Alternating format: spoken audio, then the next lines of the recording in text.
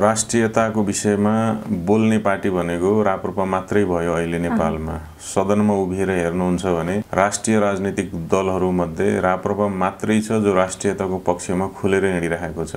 अब अरूले मिसन 84 भनेर 84 को चुनावको तयारी गरिराख्दाखेरि उनीहरूले 84 को चुनावको आधार केलाई बनाएका छन् भन्ने कुरा। हामीले राष्ट्रियतालाई आधार बनाएका छौँ, हामीले सुशासनलाई आधार बनाएका छौँ।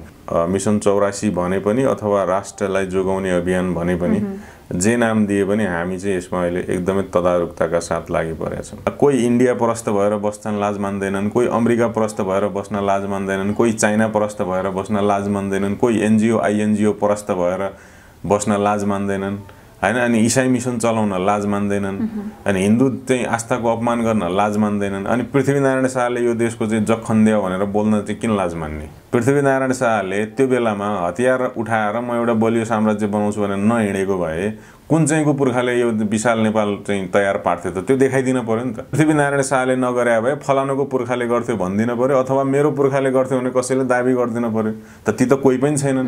अवस्था कस्तो थियो भन्नुहुन्छ भने छिमेकी राज्यको बीचमा अर्काको धान चोर्न लडाइँ हुन्थ्यो, अर्काको श्रीमती चोर्न लडाइँ हुन्थ्यो, अर्काको गाईबस्तु चोर्न लडाइँ हुन्थ्यो, अनि बगिरा पानीमा कसको कति हिस्सा लाग्ने भनेर झगडा हुन्थ्यो।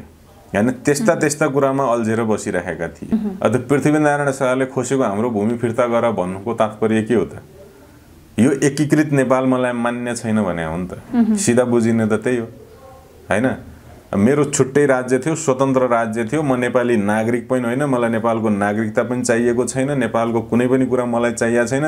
पृथ्वीनारायण शाह भन्दा अगाडिको जुन अवस्था थियो त्यो अवस्थामा फर्कौँ भन्न खोजे न हो त? मेरो भूमि फिर्ता दे भन्नु त हैन, टुक्र्याउनै खोजे भने प्रष्टै कुरा हो। अस्ति गाई काटेको सन्दर्भमा पनि भिडियो बनाउने, हल्ला गर्ने, फेसबुक तताउने काम कसले गर्दा त्यही ईसाई मिसनका चाहिँ मतियारहरू, जनता समाजवादी पार्टीको केन्द्रीय सदस्य बनेर बसेकाहरू, मधेसी जनता जो आफूलाई चाहिँ एकदमै हिन्दू हुनुमा गर्व गर्छु भनेर भन्छ। यदि साँच्चीकै तपाईँ हामी आफ्नो आस्थामा चाहिँ आफूलाई चाहिँ सम्मानित महसुस गर्छौँ भने जनता समाजवादी पार्टी भन्ने जुन राजनीतिक दल छ यसलाई चाहिँ अब जरैदेखि उखेलेर फाल्नुपर्छ। दलमर्दन कामी जस्तो घोषित ईसाई मिसनरीले हिन्दू भोट पाएर चाहिँ राष्ट्रिय पार्टी बनेको जसपाको केन्द्रीय सदस्य बनेर हिन्दू विरोधी अभियान चलाउन पाउँछ, स्वतन्त्रता उसलाई मिल्छ भने र त्यो विषयमा उपेन्द्र यादवले अब्जेक्सन गर्दैन भने तराईका हिन्दूहरूले उपेन्द्र यादवलाई नेता मान्नुपर्ने बाध्यता कहाँनिर छ? जनता समाजवादी पार्टीमा आबद्ध प्रत्येक हिन्दूलाई चाहिँ जागृत गर्ने काम चाहिँ अब गरिन्छ।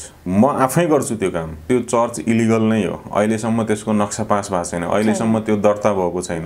अब चर्च भएकै कारणले नेपालमा नक्सा पास पनि गर्न नपर्ने, दर्ता पनि गर्न नपर्ने खालको सुविधा उनीहरूलाई दिएको छ भने नेपाल सरकार जानुहोस्, धरानको मेयर हर्क साम्पाङले जानुहोस्। यिनी आफैले अनुसन्धान गर्दा पनि यिनकै मान्छे भ्रष्टाचारी र चाहिँ अपराधी देखिँदैछन् भने भोलि निष्पक्ष ढङ्गले निर्माण भएको, राजनीतिक दबाव र प्रभाव भन्दा पर रहेर चाहिँ निर्माण भएको आयोगले अनुसन्धान सुरु गर्यो भने त यी आफै पनि त्यसमा डामिने, यी आफै पनि अपराधी देखिने, यी आफै पनि भ्रष्टाचारी देखिने डर त यिनीहरूलाई छ नि त। फेरि रेशम चौधरी जेल जाने अवस्था निर्माण भयो भने त्यसले फेरि कैलालीमा आगो नबल्ला भन्न सकिँदैन।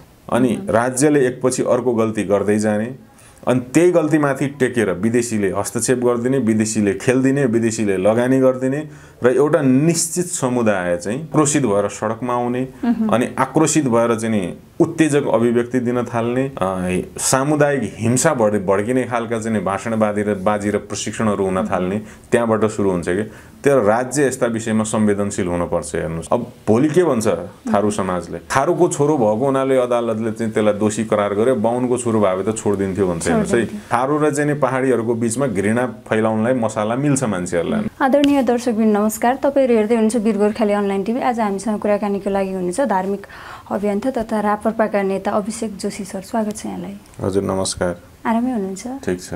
लामो समय तराई भ्रमणमा गरेर आउनुभयो। पार्टीले संगठन सुदृढीकरणको अभियान चलाइरहेको छ। 2 लाख सक्रिय कार्यकर्ता सदस्य जोड्ने भन्ने नीति छ। त्यसै अनुसार अब पार्टीले अहिले सबैजसो नेता कार्यकर्तालाई विभिन्न भूगोलहरूमा पठाएको छ। अनि मलाई चाहिँ सर्लाहीको 4वटा पालिका परेको थियो, त्यहाँ गएर स्थानीयहरूसँग भेटघाट गरेर एक चरणको चाहिँ संरचनामा काम गरेर अहिले फर्केको। अरू पार्टीले मिसन 84 चलाएको जस्तै राप्रपाले पनि मिसन 84 चलाएको हो। आवश्यक पनि छ। किन आवश्यक छ भन्नुहुन्छ भने अब राष्ट्रियताको विषयमा बोल्ने पार्टी भनेको राप्रपा मात्रै भयो अहिले नेपालमा। सदनमा उभिएर हेर्नुहुन्छ भने राष्ट्रिय राजनीतिक दलहरूमध्ये राप्रपा मात्रै छ जो राष्ट्रियताको पक्षमा खुलेर हिँडिरहेको छ।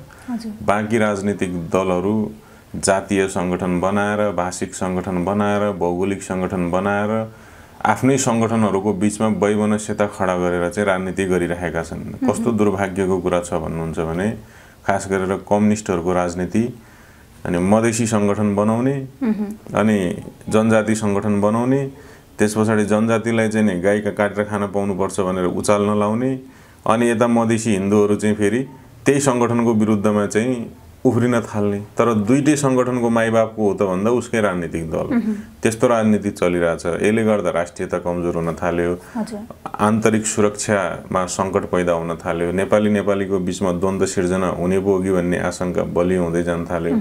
राष्ट्रिय प्रजातन्त्र पार्टीले त्यही भएर राष्ट्रियतालाई प्राथमिकतामा राखेर पहिलो कुरा त यो भूगोलमा बस्ने हामी सबै नेपाली हौँ, त्यस पछाडि मात्रै कोही राई लिम्बू होला, कोही तामाङ होला, कोही शेर्पा होला, कोही बाहुन छेत्री होला, कोही मधेसी होला, कोही पहाडी होला भन्ने कुरा लिएर आएको छ हैन। यो कुरालाई समाजमा त भिजाउनु पर्यो नि त हामीले। अब अरूले मिसन 84 भनेर 84 को चुनावको तयारी गरिराख्दाखेरि उनीहरूले 84 को चुनावको आधार केलाई बनाएका छन् भन्ने कुरा, हामीले राष्ट्रियतालाई आधार बनाएका छौँ, हामीले सुशासनलाई आधार बनाएका छौँ, हामीले राष्ट्रिय एकतालाई आधार बनाएर हिँडिरहेका छौँ भने यो अहिलेको अनिवार्यता र अपरिहार्यता भएको हुनाले पनि यसमा चाहिँ हाम्रो मिसन 84 भने पनि अथवा राष्ट्रलाई जोगाउने अभियान भने पनि जे नाम दिए पनि हामी चाहिँ यसमा अहिले एकदमै तदारुकताका साथ लागि परेका छौँ। मिसन 84 भने पनि राष्ट्र जोगाउने अभियान भन्दा पनि फरक परेन। अनि किन मैले भने नि सदनमा त्यत्रा राजनीतिक दल हेर्नुस्, सुशासनको लागि पनि सबैभन्दा चर्को आवाज राष्ट्रिय प्रजातन्त्र पार्टीकै छ, राष्ट्रियताको लागि पनि सबैभन्दा चर्को आवाज राप्रपाकै छ। देशमा चाहिँ नि एकताको आवश्यकता छ है भनेर त्यो एकताको लागि प्रयास गर्ने पनि राष्ट्रिय प्रजातन्त्र पार्टी मात्रै देखिएको छ। बाँकी कसैले पनि राष्ट्रियता र राष्ट्रिय एकताको सन्दर्भमा आवाज उठाएको देखिँदैन। खालि राप्रपा एक्लैले उठाइरहेको छ राजनीतिक तवरले भन्दाखेरि। यो देशको टटकारो आवश्यकता हो कि अहिलेको लागि। जस्तो राष्ट्र निर्माता पृथ्वीनारायण शाहको शालिग अस्ति भर्खरै भत्काइयो र भत्काएपछि फेरि यहाँहरूले राखियो राष्ट्रिय प्रजातन्त्र पार्टी र राजावादीहरू मिलेर राखे, त्यसपछि पनि भत्काइएको छ। यो विषयलाई कसरी लिनुहुन्छ? त्यही भने अब पृथ्वीनारायण शाहको शालिग राख्ने, भत्काउने, फेरि राख्ने, फेरि भत्काउने सवालमा पनि राप्रपा मात्रै बोलिराख्ने, राप्रपा मात्रै लडिराख्ने, राप्रपा मात्रै भिडिराख्ने भएको छ। अरूलाई मतलबै छैन यो विषयमा। अब जस्तो धरानको चोकमा अब गोरु काटेर खायौँ भनेर भोज गरे तिनीहरूले, हल्ला फिजाए, के काटेका थिए तिनले नै जानुन्, तर तिनीहरू आफैले सामाजिक सञ्जालमा लाइभ हानेर चाहिँ हामीले गोरु काटेर चाहिँ भोज खायौँ सार्वजनिक ठाउँ भनेर गरे। अब त्यसले देशमा धार्मिक सहिष्णुता बिगार्छ, जातीय सहिष्णुता बिगार्छ, भौगोलिक सहिष्णुता बिगार्छ भनेर यो विषयलाई पनि मध्यनजर गरेर संवेदनशीलतालाई ध्यान दिन पर्यो, राष्ट्रिय एकतालाई चाहिँ ध्यान दिन पर्यो भनेर बोल्नको लागि राप्रपा मात्रै भयो। बाँकी सबैले यो विषयमा आँखा चाहिँ पट्टी बाँधेर बसिरहेको अवस्था छ, कानमा ठेडी कोचेर बसिरहेको अवस्था छ। भने यस्ता विषयहरू छन् जुन विषयहरूलाई राज्यले, राजनीतिक दलहरूले सम्बोधन नगर्दाखेरि भोलि कुनै पनि बेला देशमा जातीय, धार्मिक, भौगोलिक, भाषिक द्वन्द्वको आगो सल्किन सक्छ। त्यो कुरालाई राप्रपाले मनन गरेको छ। त्यही भएर भविष्यमा कुनै पनि प्रकारको द्वन्द्व नहोस् भन्नको लागि आजकै दिनबाट नै राष्ट्रिय एकताको कुरो गर्नुपर्ने भएको छ, सद्भावको कुरा गर्नुपर्ने भएको छ, सहिष्णुता र सहकार्यको कुरा गर्नुपर्ने भएको छ। यो कुरा अरू पार्टीले नबुझ्ने, अरूले बुझेका भए त बोल्थे होला नि त हैन। अरूले बुझेका भए नेपाल पृथ्वीनारायण शाहले बनाइदिएको हो, जग खन्दिएको भनेर भन्न किन लाज मान्नु पर्यो? त इतिहासको यथार्थ हो नि त। र इतिहासमा त्यो भनिहाल्यो भने फेरि राजावादीको ट्याग लाउलान् भन्ने पनि त डर होला। होइन, इतिहासको सत्यतालाई स्वीकार्दाखेरि राजावादी भइन्छ भने राजावादी हुनुमा किन लाज मान्ने भने? कोही इन्डिया परस्त भएर बस्छन् लाज मान्दैनन्, कोही अमेरिका परस्त भएर बस्न लाज मान्दैनन्, कोही चाइना परस्त भएर बस्न लाज मान्दैनन्, कोही एनजिओ आइएनजिओ परस्त भएर बस्न लाज मान्दैनन् हैन। अनि इसाई मिसन चलाउन लाज मान्दैनन्, अनि हिन्दू चाहिँ आस्थाको अपमान गर्न लाज मान्दैनन्। अनि पृथ्वीनारायण शाहले यो देशको चाहिँ जग खन्दियो भनेर बोल्न चाहिँ किन लाज मान्ने? त्यसो भनिराख्दाखेरि राजावादीको ट्याग लाग्छ भने पनि त्यसमा किन चाहिँ नि अप्ठ्यारो मान्ने? क्या त्यो त इतिहासको यथार्थ हो नि त।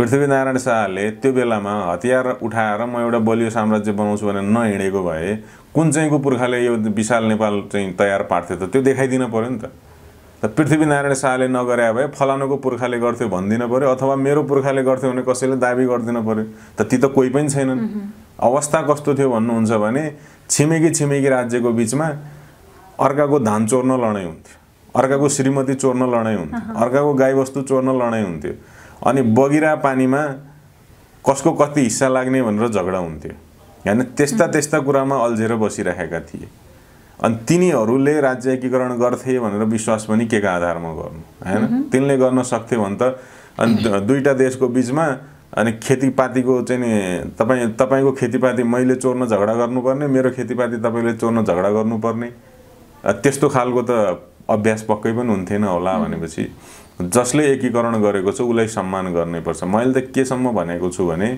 यदि शेर्पाहरूको राजाले नेपाल एकीकरण गरेको हुन्थ्यो भने यो देशमा शेर्पाकै भाषा चल्थ्यो शेर्पाकै संस्कृति चल्थ्यो शेर्पाकै खानपान चल्थ्यो शेर्पाकै वेशभूषा चल्थ्यो शेर्पाको राजाले गर्दिएन राई लिम्बूको राजाले गर्दै भए पनि त्यही हुन्थ्यो राई लिम्बूकै भाषा राष्ट्रिय भाषा हुन्थ्यो राई लिम्बूकै खानपान राष्ट्रिय खानपान हुन्थ्यो राई लिम्बूकै पोसाक राष्ट्रिय पोसाक हुन्थ्यो राई लिम्बूकै धर्म संस्कृतिको देशव्यापी चर्चा हुन्थ्यो तर राई लिम्बूकाले गर्दैनन् नेवारकै उपत्यकाका मल्ल राजाले गर्दैनन् पश्चिमका हाम्रा खस राजाहरूले गर्दैनन् चन्द राजाले पाल राजा बम राजाहरूले गर्दिएनन् गर्दिनलाई को आयो त भन्दा त्यही गोर्खाको गरिब राज्यको गरिब ठिटो राजा आयो उसैले गर्यो अब उले गरेको कुरालाई पनि अस्वीकार किन गर्ने त त्यो कुरा नबुझेर होला नि सायद अब अहंकार हो यो जातीय अहंकार आयो राजनीतिक अहंकार आयो अनि आफ्नो मौलिकता भन्दा पनि विदेशीको चाहिँ विचार र सिद्धान्तलाई मान्दाखेरि त्यो चाहिँ एकदमै खतरै विद्वान भइन्छ भन्ने त्यो कुनै बेलाको एउटा संकीर्ण विचारले मानसिकताले मान्छेहरू हाबी भए त्यो कारणले गर्दा पृथ्वीनारायण शाहलाई अपनाउन यिनीहरूलाई झिझक लाग्छ अपनाउन यिनीहरूलाई अप्ठ्यारो लाग्छ पृथ्वीनारायण शाहलाई अपनायो भने म त कमजोर पो देखिन्छु कि हैन म चाहिँ नि मानसिक रूपले दरिद्र जस्तो पो देखिन्छु कि भन्ने नकारात्मक सोच हाबी भएको हुनाले कुनै पनि शर्तमा पृथ्वीनारायण शाहलाई स्वीकार्नु हुन्न भन्ने त्यो खालकै प्रशिक्षण र विचार बोकेर यहाँ हिँडिरहेका छन् मान्छेहरू त्यसकारणले चाहिँ अहिले जे भइरहेछ त्यसमा ती दलहरू नबोलेको हुन् नतिजा त्यही हो नि नतिजा त्यही हो अहिले पनि कतिपयका टीका टिप्पणी सुन्छु म यो जनता समाजवादी पार्टीका नेता कार्यकर्ता बाबुरामले प्रशिक्षण दिएका मान्छे माओवादीको जनयुद्धबाट आएका कतिपय मान्छेहरू छन् सबै त होइन केही मान्छेहरू छन् तिनीहरूको कुरा कस्तो सुनिन्छ भन्दाखेरि पृथ्वीनारायण शाहले खोसेको हाम्रो भूमि फिर्ता गर भन्छ अझ पृथ्वीनारायण शाहले खोसेको हाम्रो भूमि फिर्ता गर भन्नुको तात्पर्य के हो त यो एकीकृत नेपाल मलाई मान्य छैन भने हो नि त सिधा बुझिने त त्यही हो हैन मेरो छुट्टै राज्य थियो स्वतन्त्र राज्य थियो म नेपाली नागरिक पनि होइन मलाई नेपालको नागरिकता पनि चाहिएको छैन नेपालको कुनै पनि कुरा मलाई चाहिएको छैन पृथ्वीनारायण शाह भन्दा अगाडिको जुन अवस्था थियो त्यो अवस्थामा फर्कौं भन्न खोजे न हो त मेरो भूमि फिर्ता दे भन्नु त हैन टुक्राउनै खोजे भने प्रष्टै कुरा हो पृथ्वीनारायण शाहले खोसेको मेरो भूमि मलाई फिर्ता गर भन्नुको अर्थ नै वर्तमान नेपालमा म बस्न चाहदिन हैन यो अहिलेको नेपालको सिमाना मलाई मन्जुर छैन पृथ्वीनारायण शाह भन्दा अगाडिको अवस्थामा जानुपर्छ 2200 2400 54 55 100 150 कतिवटा भोरे टाकुरे राजा र चाहिँ राज्यहरू थिए त्यसैमा फर्किनुपर्छ त्यही मेरो माग हो भन्ने सन्देश त हो नि त्यो भनेको त्यस्ता कुरा गरेर हिँड्छन् अहिलेका राजनीतिक दलहरू अथवा तिनका नेता कार्यकर्ताहरू त्यो किन हो त भन्दा त्यो अहंकार हो क्या त्यो गलत सिकाइ र गलत बुझाइ हो त्यसैको परिणाम स्वरूप अहिले के देखिन थाल्यो त भन्दा कतिपय मान्छेहरू आवरणमा बुद्धिस्ट छन् कतिपय मान्छे हेर्नुस् आवरणमा बुद्धिस्ट छन् तर वकालत कसको गर्छन् भन्दा ईसाई मिसनको गर्छन् अनि आफूलाई म बुद्धिस्ट हुँ भनाउँदै नेपालमा चाहिँ ईसाईको दलाल र ईसाईको प्रवक्ता बनेर बसेका छन् सबभन्दा बढी तिनीहरूबाटै भइरहेका छन् अस्ति गाई काटेको सन्दर्भमा पनि भिडियो बनाउने हल्ला गर्ने फेसबुक तताउने काम कसले गर्दा त्यही ईसाई मिसनका चाहिँ मतियारहरू जनता समाजवादी पार्टीको केन्द्रीय सदस्य बनेर बसेकाहरू तिनीहरूले यो काम गरे यो विषयमा त्यही भएर म नेपाली जनतालाई र खास गरेर मधेसी जनता जो आफूलाई चाहिँ एकदमै हिन्दू हुनुमा गर्व गर्छु भनेर भन्छ उनीहरुसँग मेरो एउटै अपील के मात्र छ भने यदि साच्चै तपाई हामी आफ्नो आस्थामा चाहिँ आफूलाई चाहिँ सम्मानित महसुस गर्छौं भने यो जनता समाजवादी पार्टी भन्ने जुन राजनीतिक दल छ यसलाई चाहिँ अब जरैदेखि उखेलेर फाल्न पर्छ कारण मैले भने नि अनि मधेसको जनताको भोट ल्याएर चुनाव जित्ने उपेन्द्र यादवले समानुपातिक सांसद उसको जति पनि समानुपातिक सांसद आउँछन् सबै मधेसको भोटको कारणले उसले समानुपातिक सांसद पाउँछ। मधेसको भोटकै कारणले जसपा अहिले राष्ट्रिय राजनीतिक दल बनेको छ। अनि जहिले पनि यो जसपाको नीति र क्रियाकलापहरू कस्ता हुन्छन् त भन्दा हिन्दू विरोधी, हिन्दू आस्थाको विरोध गर्ने, हिन्दू देवी देवताको विरोध गर्ने। अनि चुनावको बेलामा फेरि यसलाई भोट कसको चाहिन्छ? हिन्दूकै भोट चाहिन्छ। अहिले मैले भने दलमर्दन कामी भनेको जसपाको केन्द्रीय सदस्य हो, घोषित रूपले क्रिस्चियन हो। उसले जहिले पनि अभियान चलाउने के हो त? हिन्दू विरोधी अभियान चलाउने। हिजो गाई काटेको विषयमा हल्ला गर्ने प्रचार गर्ने मान्छे पनि उही हो। ऊ को हो त भन्नुहुन्छ भने उपेन्द्र यादवको पार्टीको केन्द्रीय सदस्य हैन। अनि उपेन्द्र यादव चुप लाएर बस्न मिल्छ त? त्यसो हो भने तराईका जनता पनि चुप लाएर बस्छ। हो, त्यही भएर मैले भने क्या, जब दलमर्दन कामी जस्तो घोषित इसाई मिसनरीले हिन्दू भोट पाएर चाहिँ राष्ट्रिय पार्टी बनेको जसपाको केन्द्रीय सदस्य बनेर हिन्दू विरोधी अभियान चलाउन पाउँछ, स्वतन्त्रता उसलाई मिल्छ भने र त्यो विषयमा उपेन्द्र यादवले अब्जेक्सन गर्दैन भने तराईका हिन्दूहरूले उपेन्द्र यादवलाई नेता मान्नुपर्ने बाध्यता कहाँनिर छ? या त उपेन्द्र यादवले यो दलमर्दन जस्ता मान्छेहरूलाई कारवाही गर्नु पर्यो, तिमीहरूले मेरो पार्टीको चाहिँ चरित्र बिगार्यो भन्नु पर्यो, होइन भने तराईको हिन्दू साथीहरूले जसपालाई त्याग्नु पर्यो। यो भन्दा तेस्रो विकल्प त छैन। अनि त्यसै गरी एउटा अर्को छ तिब्बती शरणार्थी, त्यो पनि जनता समाजवादी पार्टीको केन्द्रीय सदस्य बनेर बसेको छ र त्यसको पनि अभियान के हो भन्नुहुन्छ भने हिन्दू र बुद्धिस्टलाई कसरी लडाउन सकिन्छ, हिन्दू देवी देवताको कसरी अपमान गर्न सकिन्छ, कसरी चाहिँ हिन्दूहरूलाई होच्याउन सकिन्छ भनेर ऊ पनि लागि परे हुन्छ। त यस्ता यस्ता मान्छेहरू पालेर बसेको जनता समाजवादी पार्टी र त्यसको अध्यक्ष उपेन्द्र यादवलाई या त त्याग्नु पर्यो जनताले, खास गरेर मधेसी हिन्दूले, या त यो पार्टी र नेता त्याग्नु पर्यो, होइन भने आफूलाई हिन्दू हुँ भन्ने जसपाका नेता कार्यकर्ताले यस्ता यी दलालहरू, इसाईका दलालहरू, इसाईका मतियार र प्रवक्ताहरूलाई पार्टीबाट कारवाही गर भनेर उपेन्द्र यादवलाई दबाब दिन पर्यो। तर त्यो गर्न सक्छन् जस्तो चाहिँ देखिँदैन अहिलेसम्मको हेर्दा। गर्न सक्छन् कि सक्दैनन् त्यो थाहा छैन, तर मैले बुझेको र मैले जानेको के हो भने यो विषयमा जनता समाजवादी पार्टीमा आबद्ध प्रत्येक हिन्दूलाई चाहिँ जागृत गर्ने काम चाहिँ अब गरिन्छ। म आफै गर्छु त्यो काम। प्रत्येक हिन्दू जसले जनता समाजवादी पार्टीलाई नेता मानेको छ, पार्टी मानेको छ, त्यसको सदस्यता लिएको छ, त्यसलाई भोट दिएको छ, प्रत्यक्ष होला समानुपातिक होला, ती प्रत्येकको बीचमा यो राजनीतिक दलको चरित्र उदाङ्गो पार्नै पर्ने भएको छ। अनि जहिले यिनीहरूले चाहिँ भोट ल्याउने भनेको हिन्दूहरूको भोट तान्ने, मधेसी हिन्दूहरूको भोट तान्ने, अनि जहिले यिनीहरूले काम गर्ने के त भन्दा हिन्दू आस्थामाथि प्रहार गर्ने, हिन्दू आस्थालाई होच्याउने, हिन्दू देवी देवताको अपमान गर्ने। त यो चरित्र त जनताको बीचमा लगेर त छताछुल्ल पार्नै पर्छ। होइन भने त सधैँभरि मधेसका हिन्दूहरूलाई कुहिरोको काग बनाएर सदनमा पुग्ने, अनि त्यस पछाडि पहाडमा चाहिँ इसाई मिसन चलाउन मद्दत गर्ने, गाई काट्नुपर्छ भन्ने अभियान चलाउन मद्दत गर्ने, हिन्दू देवी देवताको अपमान गर्ने मिसन चलाउन मद्दत गर्ने लगायतका कामहरू चाहिँ भइराख्छन्। यो पछिल्लो समय जुनसुकै घटनाहरू पनि एकदम चर्चामा आउने, फेरि सेलाउने गर्छ, कुनै पनि टुङ्गोमा पुगेको देखिँदैन। जस्तो भुटानी शरणार्थीदेखि लिएर ललिता निवास प्रकरणसम्म जाँदाखेरि पनि यो टुङ्गोमा नपुग्नुको कारण चाहिँ के? यो एउटा काण्ड आउँछ र त्यसपछि अर्को काण्ड आउँछ। हेर्नुहोस्, जस्तो धरानकै विषय कुरा गर्ने हो भने त्यहाँ चर्चको विवाद चर्किरहेको थियो होइन, चर्किरहेको थियो, किनभने त्यो चर्च इलिगल नै हो। अहिलेसम्म त्यसको नक्सा पास भएको छैन, अहिलेसम्म त्यो दर्ता भएको छैन। अब चर्च भएकै कारणले नेपालमा नक्सा पास पनि गर्न नपर्ने, दर्ता पनि गर्न नपर्ने खालको सुविधा उनीहरूलाई दिएको छ भने नेपाल सरकार जानुहोस्, धरानको मेयर हर्क साम्पाङले जानुहोस्। होइन भने चाहे त्यो चाहिँ धार्मिक स्थल होस्, चाहे त्यो व्यक्तिको भवन होस्, त्यसको नक्सा पास नगरी संरचना ठड्याउन पाइँदैन। संस्थागत भवन हो भने त्यो दर्ता नगरिकन, नक्सा पास नगरिकन त्यो चाहिँ ठड्याउन पाइँदैन भन्ने कुरा हामीले बुझेका छैन। त्यो विवाद चर्किएपछि के गर्यो त भन्दा त्यो विवादलाई ओझेलमा पार्नको लागि यही इसाई मिसनका दलालहरूको एउटा डफ्फा चाहिँ पशुपतिमा गएर बुद्ध विहार खोज्न थाल्यो।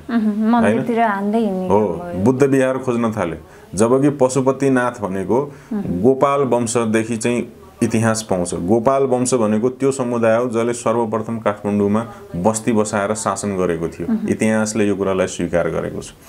अनि गोपाल वंशमा चाहिँ गोपाल वंशदेखिको इतिहास बोकेर आइरहेको पशुपतिनाथमा बुद्ध विहार थियो भनेर चाहिँ तर्क गरिराख्दाखेरि समाजमा सन्देश के गइरहेछ भन्ने कुरा यो मूर्खहरूलाई थाहा छैन क्या। यो के सन्देश गइरहेछ भने पशुपतिनाथको क्षेत्र अतिक्रमण गरेर बुद्ध विहार बनाइएको रहेछ भन्ने सन्देश गइरहेछ। किन प्राचीनताको दृष्टिकोणले हेर्ने हो भने त पशुपतिनाथ प्राचीन हो। बुद्ध विहार त तपाईको चाहिँ जुन बुद्ध विहारको यिनीहरू कुरा गर्छन् त्यो त चारुमती अशोकको छोरीले नेपालमा आएपछि बनेको कुरा हो। अनि अशोकको छोरी नेपाल आउनुभन्दा 3000-4000 वर्ष अगाडिदेखि पशुपतिनाथको इतिहास छ। यलम्बरले गुठी बाँधेको इतिहास छ। यलम्बर आफै चारुमती भन्दा र चाहिँ अशोक सम्राट भन्दा चाहिँ 2500-3000 वर्ष पुरानो राजा हो। महाभारतको युद्धमा उहाँले सहभागिता जनाउनु भएको थियो भन्ने कुरा आउँछ। त्यो असनको जुन आकाश भैरव छ यलम्बरकै टाउको भन्ने कुरा छ हैन। अनि त्यति प्राचीन इतिहास बोकेर बसेको छ पशुपतिनाथ। अनि यहाँ बिहार थियो भन्न थाल्यो भने अर्थ के लाग्छ? पशुपतिनाथलाई मिचेर बिहार बनाइएको थियो भने उल्टो अर्थ लाग्दैन? अनि धार्मिक दङ्ग गराउने त्यस्ता खालको क्रियाकलाप किन गरे? किनभने धरानको चर्च विवादित भयो। धरानको चर्च विवादित हुने बित्तिकै तिनीहरूको निन्द्रा हराम भइहाल्यो। अनि विषयवस्तु कहाँ मोड्ने त भन्दा हिन्दू र बुद्धिस्टको बिचमा घृणा फैलाउनलाई विषयवस्तु मोडौँ भनेर एउटाले यो काम गर्न थाल्यो। अर्कोलाई जिम्मा के दियो त भन्दा ल गएर चाहिँ धरानमा अब हामीले गोरुको मासु काट्यौँ खायौँ भनेर हल्ला फैला भनेर अर्को दलाललाई त्यता पठाइदियो। अनि त्यो दलालले गएर त्यहाँ अब भुसिया कुकुरको मासु खाएको हो कि हैन अरू कुनै जनावरको मासु खाएको हो कि थाहा छैन।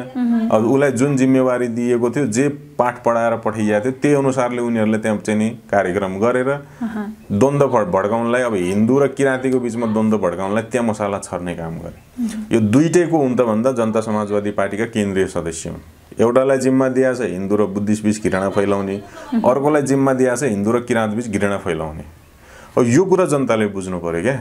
यिनीहरूको अनुहार जनताले चिन्नु पर्यो, यिनीहरूको नियत जनताले बुझ्नु पर्यो र यिनीहरू दुईटैको अध्यक्ष बनेर बसेको उपेन्द्र यादवलाई अब उसको औकात देखाउने समय आयो क्या। त्यसकारण मैले भनेको यसमा मुख्य भूमिका कहाँको हुन्छ त भन्दा मधेसी हिन्दू जनताको चाहिँ मुख्य भूमिका हुन्छ। अब यो उपेन्द्र यादवको पार्टीलाई चाहिँ टाट पल्टाउने पतन गर्ने काममा हो। त्यो काम चाहिँ अबको चाहिँ समयमा भनेको त्यो काम गर्नुपर्ने भएको छ। त्यहाँ पनि जरोसम्म इन्भेस्टिगेसन भएको देखिँदैन क्या। अनि मैले भने बिचको मान्छेहरूलाई मात्रै समाउने काम हुन्छ, फेरि छोड्ने काम भइरहेको हुन्छ। मैले जुन यो उदाहरण दिएँ नि चर्चको उदाहरण, एउटा काण्ड उभिने बित्तिकै एउटा काण्ड सार्वजनिक हुने बित्तिकै त्यसलाई ढाकछोप गर्न अन्य काण्डहरू ल्याएर चाहिँ ओझेलमा पार्ने काम गरिन्छ भने ठ्याक्कै यो राजनीतिक दलले पनि त्यही अहिलेको सरकारको काम गर्ने शैली पनि त्यही आयो कि। अलिकति आशा बोकेका थिए सुरुमा प्रचण्ड सरकारले केही गर्ला कि होइन भ्रष्टाचारीहरूलाई समाउला कि भन्ने जनतामा आशा देखिएको थियो। तर त्यो सोचे अनुसारको भयो जस्तो सोचे अनुसारको नभएको भनेर पनि अहिले तुरुन्तै चाहिँ तात्तातो टिप्पणी पनि नगरौँ, केही समय छुट दिनु पनि पर्छ हैन। एउटा इमानदारिता देखाउन खोज्या हुन् कि जस्तो भइरहेछ। त्यसमाथि अब गृहमन्त्री नारायण काजी श्रेष्ठको राजीनामै माग्ने चाहिँ प्रकारका हरकत भइरहेछन् भन्ने कुरो पनि सुनिँदैछ। पहिला हेरौँ कहाँसम्म यिनले थेक्न सक्छन्, कहाँसम्म लिएर जान्छन्। साँच्चीकै तपाईँ हामीले आशंका गरेको जस्तो मुद्दा उठाउने र राजनीतिक सेटलमेन्ट गर्ने सौदाबाजी गर्ने गर्छन् कि अथवा टुङ्गोमा पुर्याउँछन् त भनेर त्यो केही समय हामीले धैर्य गरेर हेर्नुपर्ने भएको छ। किनभने जस्तो नक्कली भुटानी शरणार्थी प्रकरणमा अहिले पनि अनुसन्धान चलिरहेको छ भनेर भन्छन् हैन। अनुसन्धान टुङ्ग्याइसकेका छैनन्। अब जलहरी काण्डमा चाहिँ यिनीहरूले सेटिङ मिलाए, जलहरी काण्ड यिनले टुङ्ग्याए, तर त्यहाँ पनि भ्रष्टाचार चाहिँ भएकै हो हेर्नुहोस्। त्यसपछि ललिता निवास प्रकरण आयो। ललिता निवास प्रकरणमा पनि अनुसन्धान चलिरहेको छ भनेर भन्दैछन्। तर दुर्भाग्यको कुरो के छ भने ललिता निवास प्रकरणमा मुछिएका दुईटा अनुहार बाबुराम भट्टराई र माधव नेपाल अदालतले अनुसन्धान गर भनेर आदेश दिइसक्दाखेरि पनि प्रधानमन्त्री गोप्य बैठक गर्छन् तिनीहरूसँग। अनि अदालतले यसमाथि अनुसन्धान गर है भनेर अनुसन्धानका लागि डामेको मान्छेलाई प्रधानमन्त्रीले गोप्य रूपमा भेट्छ भने त्यसको सन्देश के जान्छ त? त्यहाँ त शंका गर्ने ठाउँ छ। सेटिङ नै भइरहेछ भन्ने कुरा आउँछ। सुनकाण्डको कुरो त्यही छ। अनुसन्धान चलिरहेछ भनेर भनिरहेका छन् हैन। नयाँ नयाँ 100 केजी भन्दा माथि ल्याएको सुन 60 मा झर्यो। अनि त्यो त हो नि। अब पशुपतिको जलरी पनि खियो हैन। अनि त्यो दहीले, पानीले, महले, दुधले खिएर चाहिँ यत्रो भयो भनेर जुन खालको आयो। त्यसैगरी यो पनि यिनले कुनै बहाना गर्छन्, खिएको भन्छन्। अब हाम्रा यहाँकाले पत्याइहाल्छन् खियो भन्दाखेरि भने त्यही भएर यो केही समय धैर्य गरेर चाहिँ तमाम कुरालाई हेर्नुपर्ने भएको छ। तर यो इन्भेस्टिगेसन गरिरहँदाखेरि एमाले चाहिँ बार राजीनामा माग गर्ने, मन्त्री गृहमन्त्रीको राजीनामा माग गरेर सदनै अवरुद्ध गराउने होइन, सदन चल्न नदिने खालका क्रियाकलापहरू चाहिँ धेरै गरेको देखिन्छ। त्यही त यो अलि त्यही भएर भने यो बडा विडम्बनाको कुरो पनि छ है। छानबिनै गर्न नदिने खालको किन राजीनामा मागिरहेको हो है? यो राजीनामा माग्ने बेलै होइन। राजीनामा माग्ने किनभने काम गरिरहेको छ त काम गर्न दिउँ न। बिना प्रमाण समातिरहेको छ भने सदनमा आवाज उठाउनु पर्यो होइन? त प्रमाण सहित चाहिँ समातिरहेको छ भने यो फजुलमा बेमौसमी चाहिँ भाषणबाजी गरेर राजीनामा दिन पर्यो भनेर किन भन्नु क्या? त्यो त गृहमन्त्रीलाई निरुत्साहित गर्ने प्रयास हो कि जस्तो देखिन्छ है। र अर्को कुरा के हो भने अब जस्तो राष्ट्रिय प्रजातन्त्र पार्टीले भनिरहेको छ, हाम्रो अध्यक्षज्यूले भनिराख्नु भएको छ, एउटा उच्च स्तरीय छानबिन आयोग गठन गरौँ। सबैभन्दा राम्रो समस्या समाधानको उपाय त्यही हो, उच्च स्तरीय छानबिन आयोग गठन गर्ने र त्यो छानबिन आयोगलाई चाहिँ राजनीतिक दबाव र प्रभावभन्दा मुक्त राखेर स्वतन्त्र ढङ्गले पूर्ण अख्तियारीका साथ अध्ययन अनुसन्धान गर्ने, प्रमाणहरू जुटाउने, सरकारसँग चाहिँ नि फाइलहरू माग्ने, त्यो अख्तियारी दिएर त्यसलाई काम गर्न दिने हो भने अहिले खुलेका र नखुलेका सबै फाइलहरू खुल्न थाल्छन्। अहिलेसम्म अनुसन्धान भएका र नभएका प्रत्येक भ्रष्टाचारको काण्डहरूमा अनुसन्धान सुरु हुन्छ र त्यसमा पनि अझ हाम्रो अध्यक्षज्यूले के भन्नुभएको छ भने ल ठिकै छ नि त, तपाईहरुलाई आफूबाट सुरु गर्न अप्ठ्यारो लाग्छ भने राप्रपामा मैबाट सुरु गर्नुस् भनेर भनिदिनु भएको छ। बाटो खोलिदिएको छ हामीले, तरिका पनि बताइदिएको छ। अब यो सरकारले गर्ने कि नगर्ने सुरुवात भएको छैन। हेर्नुस्, अब यो उच्च स्तरीय छानबिन आयोग बनाइदिने हो भने नयाँ कसैले गृहमन्त्रीको राजीनामा माग्छ, नयाँ कसैले कुनै राजनीतिक दाउपेच गर्न पाउँछ, न त यहाँ अदालतले डामेको अपराधी चाहिँ नि सुटुक्क प्रधानमन्त्रीसँग गोप्य बैठक गर्न जाने अवस्था निर्माण हुन्छ, न त यो चाहिँ के अरे अहिले जुन आरोप लाग्दैछ विषयवस्तु उठाउने फेरि राजनीतिक सौदाबाजी गरेर त्यसलाई चाहिँ पन्छाउने काम भइरहेछ भनेर न त त्यतापट्टि कसैलाई आरोप लाग्छ। निर्धक्कले एकदमै चाहिँ चुस्त दुरुस्त ढङ्गले र आफ्नो गतिमा त्यो के अरे आयोगले चाहिँ अनुसन्धानहरू अगाडि बढाउँछ। राम्रो उपाय चाहिँ त्यो हुन्छ। तर त्यो गर्न नसक्नुको कारण चाहिँ के हो? कि त आफू मुछिन्छु त्यहाँ भित्र भन्ने मुख्य कुरा त्यही नसक्नुको र नचाहनुको कारण के हो भने जति पनि भ्रष्टाचारका अहिले काण्डहरू छन् सबै गणतान्त्रिक व्यवस्थाका दलहरूकै मान्छे फसिरहेका छन्। यो व्यवस्थामा राप्रपा मात्र एउटा यस्तो राजनीतिक दल हो जो व्यवस्था विरोधी हुँदाहुँदै पनि राजनीतिक रूपले फरक एजेन्डा बोकेको राजनीतिक दल हुँदाहुँदै पनि वर्तमान व्यवस्थाले उपलब्धि मानेका जति पनि कुराहरू छन् ती कुराहरूलाई उल्ट्याउनु पर्छ है भनेर हिँडिराखेको हुँदाहुँदै पनि अपराधमा भ्रष्टाचारको केसमा फस्न सकेका छैन। अदालतले राप्रपाका नेता कार्यकर्तालाई भ्रष्टाचारी करार गर्न सकेका छैन। अख्तियार दुरुपयोग अनुसन्धानले हाम्रा नेताहरूलाई, हाम्रा सांसदलाई भ्रष्टाचारी भनेर प्रमाणित गर्न सकेको छैन अथवा सीआईबीले त्यो प्रमाणित गर्न सकिरहेको छैन। तर यो व्यवस्था हामीले ल्यायौँ भन्ने, यो व्यवस्थामा भएका तमाम कुराहरू चाहिँ ठुलो उपलब्धि हुन्, यो जनक्रान्ति हो, यो चाहिँ फलानो क्रान्ति हो हैन, यो चाहिँ यस्तो आन्दोलन हो त्यस्तो आन्दोलन हो भनेर हिँड्ने कांग्रेस, एमाले, माओवादी, जसपा, नेकपा यस लगायतका राजनीतिक दलहरू यिनकै व्यवस्थामा, यिनकै अदालतमा, यिनकै अनुसन्धानमा, यिनकै अख्तियारमा यिनकै मान्छे पक्राउ पर्दैछन् क्या, यिनकै मान्छे डामिँदैछन्, यिनकै मान्छेहरू दोषी देखिँदैछन्, यिनकै मान्छेहरू भ्रष्टाचारी देखिँदैछन्। अहिले त है यिनी आफैले अनुसन्धान गर्दा पनि यिनकै मान्छे भ्रष्टाचारी र चाहिँ नि अपराधी देखिँदैछन् भने भोलि निष्पक्ष ढङ्गले निर्माण भएको राजनीतिक दबाव र प्रभाव भन्दा पर रहेर चाहिँ नि निर्माण भएको आयोगले अनुसन्धान सुरु गर्यो भने त यी आफै पनि त्यसमा डामिने, यी आफै पनि अपराधी देखिने, यी आफै पनि भ्रष्टाचारी देखिने डर त यिनीहरूलाई छ नि त। र त्यहाँनिर राजनीतिक बार्गेनिङ त चल्दैन, त्यहाँनिर सेटलमेन्टको कुरा त हुँदैन, त्यहाँनिर गोप्य लेनदेनको कुरा र सहमतिका कुरा त हुँदैनन्। त्यो कारणले गर्दाखेरि आफ्नो राजनीति जोगाउनलाई, आफ्नो कुर्सी जोगाउनलाई, आफू चाहिँ नि त्यो भ्रष्टाचारमा नडामिनको लागि, आफूलाई चाहिँ उन्मुक्ति दिलाउनुको लागि यिनीहरू त्यो आयोग गठन गर्ने दिशातिर जान पनि चाहँदैनन्, सोच्न पनि चाहँदैनन्। अब हाम्रो के छ भने व्यवस्था विरोधी भए पनि यी तमाम उपलब्धिहरूलाई उल्ट्याउनु पर्छ भनेर भने पनि हैन हामी चाहिँ निर्धक्क रूपले किन हिँडिरहेछौँ किन बोलिरहेछौँ भने हामीलाई के थाहा छ भने हाम्रा सांसदहरूले एक पैसा भ्रष्टाचार गर्नु भएको छैन। हाम्रा सांसदले यदि भ्रष्टाचार गर्नुभएको हुन्थ्यो भने यो व्यवस्थाका हिमायतीहरूले यो अवस्थाका हिमायतीहरूले राप्रपालाई बच्नको लागि माखाको टाउको बराबरको पनि अवसर दिने थिएनन्। हैन खेदाउँथे मैले भने नि जस्तो नक्कली भुटानी शरणार्थी प्रकरणमा देउवाले संरक्षण गर्न चाहँदै पनि बालकृष्ण काँड त फसे नि त हैन।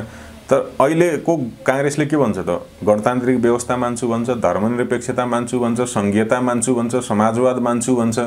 सबै कुरा मानिराख्दाखेरि पनि बहालवाला चाहिँ के अरे पूर्व गृहमन्त्री भइसकेका मान्छे चुनाव अघिको गृहमन्त्री हो नि त बालकृष्ण खाँड भनेको त राजनीतिको त पावरफुल व्यक्ति हो र पनि किन फसे त भन्दा प्रमाण त उनी विरुद्ध आयो नि त। जब उनको आफ्नै मान्छे हैन यही व्यवस्थामा गृहमन्त्री भइसकेका मान्छे पावरफुल मान्छे त फसिरहेको छ भने आफ्नै मान्छेलाई त यिनी जोगाउन असफल भइरहेछन् भने हाम्रो राजनीतिक दलका त हाम्रा सांसदहरू हाम्रा नेताहरू अलिकति पनि त्यस्तो विषयमा चाहिँ नाम जोडियो भने बाँकी राख्छन् होला त पक्कै पनि बाँकी राख्दैनन् होला। र पनि हामीले किन चुनौती दिन सकेका छौँ त भन्दा हाम्रो पार्टी के कुरामा ढुक्क छ भने हाम्रा सांसदहरू कसैले पनि एक पैसाको भ्रष्टाचार गरेका छैनन् भन्ने कुरामा हामी ढुक्क छौँ। त्यही भएर सदनमा उभिएर च्यालेन्ज दिएको छ, समाजमा उभिएर च्यालेन्ज दिएको छ, मिडियाको अगाडि गएर च्यालेन्ज दिएको छ र सक्छौ भने हामीबाटै सुरु गर भनेर अझ बाटो पनि देखाइदिएछ। तर यो व्यवस्था हामीले ल्यायौँ भन्नेहरू यो अवस्थाका चाहिँ ठेकेदार हामी हौँ भन्नेहरूले यो आँट गरे खै त यिनले हो नि त यो आँट गर्नुपर्ने त। केही कुरामा इन्भेस्टिगेसन हुँदै गर्दा पनि रवि लामिछानेले चाहिँ मेरो कारण अथवा रासपाको कारणले गर्दाखेरि दबावले गर्दा मात्रै इन्भेस्टिगेसन भएको हो नत्र यति पनि हुन्थेन भनेर भन्नुभएको छ। यो विषयलाई कसरी लिनुहुन्छ? अब त्यो भन्ने मौका पाउनु भएको छ, भन्न पाइन्छ हैन। अब भन्न पाउने कुरा हो त्यो केही त्यसमा ठुलो कुरो भएन। अब त्यो आफूले बुझ्नु पर्यो, उहाँले आफूले बुझ्नु पर्यो। यदि उहाँ साँच्चीकै उहाँले गर्दा नै यी सबै काम भइरहेछन् भने दुईटा तीनटा कुराहरू छन् उहाँले पनि त्यो विषयमा चाहिँ आवाज उठाउनु पर्छ।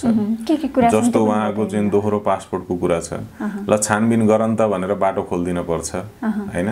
अदालतलाई प्रभावित गर्ने काम, महान न्यायाधिवक्तालाई प्रभावित गर्ने काम, प्रधानमन्त्री प्रचण्डलाई समर्थन दिएर त्यो विषयलाई थामथुम गर्ने काम किन गर्नु परेको थियो?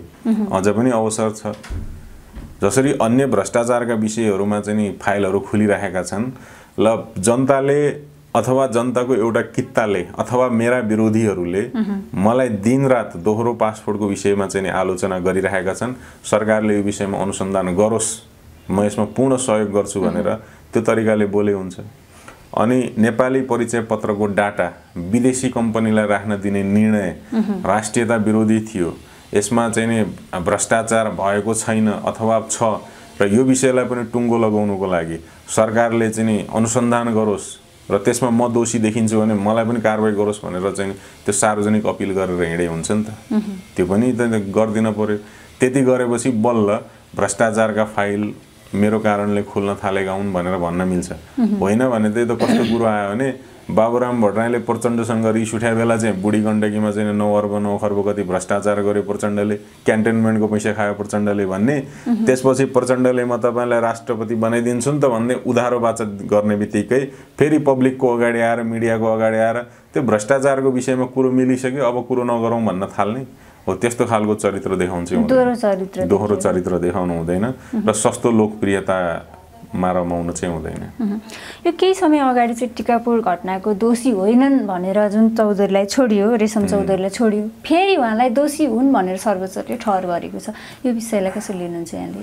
रेशम चौधरीलाई निर्दोष राजनीतिक दलहरूले गरेका हुन्, घोषणा गरेका हुन्। त्यो बेलामा पनि आवाज उठेको हो।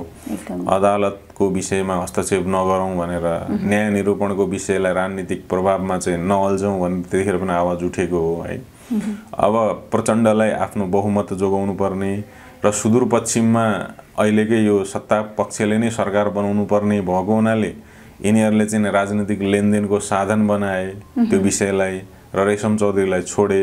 अब अदालतले त राजनीतिक सौदाबाजी हेर्ने कुरो भएन हैन, अनि उल्टा न्याय निसाब र प्रमाण हेर्ने हो। त्यसो हुँदाखेरि अब अहिलेसम्म सङ्कलित जति पनि प्रमाणहरू थिए ती प्रमाणको आधारमा अदालतले चाहिँ रेशम चौधरीलाई दोषी देखेको।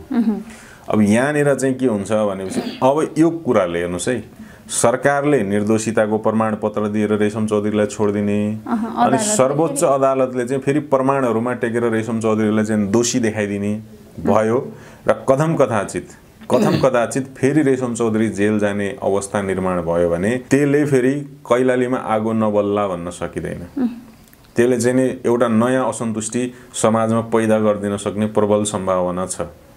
हेर्नुहोस् यो देशमा मैले त्यही भएर बारम्बार भन्दैछु जातीय धार्मिक र चाहिँ क्षेत्रीय भौगोलिक द्वन्द्वको आगो सल्काउने प्रयास हुँदैछ, गृहयुद्ध मचाउने प्रयासहरू हुँदैछन् भन्दैछु। यस्तै खालका गलती राज्यले गरेर त्यो खालको माहौल तयार पारिदिन्छ क्या।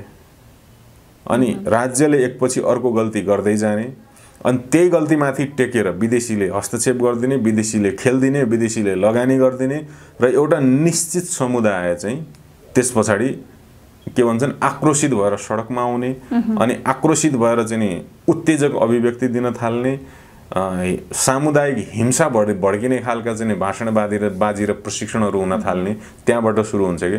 तर राज्य यस्ता विषयमा संवेदनशील हुनुपर्छ। हेर्नुहोस् यदि रेशम चौधरी निर्दोष हुन् भने फेरि सर्वोच्च अदालतले दोषी करार गर्नुपर्ने कारण के हैन? र रेशम चौधरी दोषी थिए भने सरकारले निर्दोष भनेर किन छोड्नु पर्यो त?